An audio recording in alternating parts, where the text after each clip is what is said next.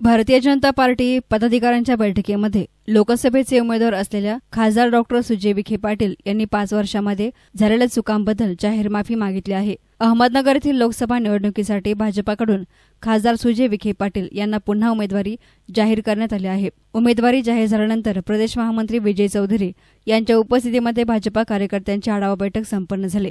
या बैठकीमध्ये उमेदवारीसाठी प्रतिस्पर्धी असलेल्या राम शिंदे यांच्यासह विखे पितापुत्रांवर नाराज असलेले पदाधिकारी देखील हजर होते। उमेदवारी जाहीर झाल्याबद्दल सुजय विखे पाटील यांचा चौधरी आणि राम शिंदे यांनी सत्कार केला। या सत्काराला उत्तर देत असताना खासदार सुजय विखे पाटील यांनी मागील 5 वर्षांमध्ये माझ्याकडून काही चुका झाल्या असतील आणि कार्यकर्त्यांमध्ये काही गैरसमज निर्माण झाले असतील तर मी जाहीरपणे माफी मागत असल्याचं म्हटलं आहे। या 5 वर्षाच्या प्रवासामध्ये जर माझ्याकडून काही कार्यकर्ते, पदाधिकारी, पक्षाचे नेते हे दुखवले गेले असतील तर मी आज या बैठकीच्या निमित्ताने त्या सर्व भारतीय जनता पार्टीच्या पदाधिकाऱ्यांची माफी मागतो की कुठलाही उद्देश काम करत असताना कोणाला दुखवायचा नसतो। प्रत्येक व्यक्तीचा आपला स्वभाव असतो, प्रत्येक व्यक्तीची आपली कार्यपद्धती असते।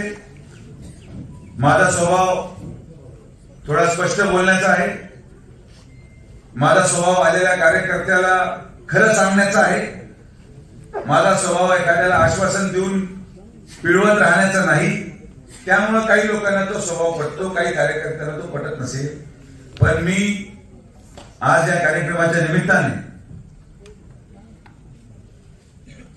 आपल्या सगळ्यांना मनापासून एक गोष्ट सांगतो की जरी कोणी माझ्या या 5 वर्षाच्या कारकिर्दीमध्ये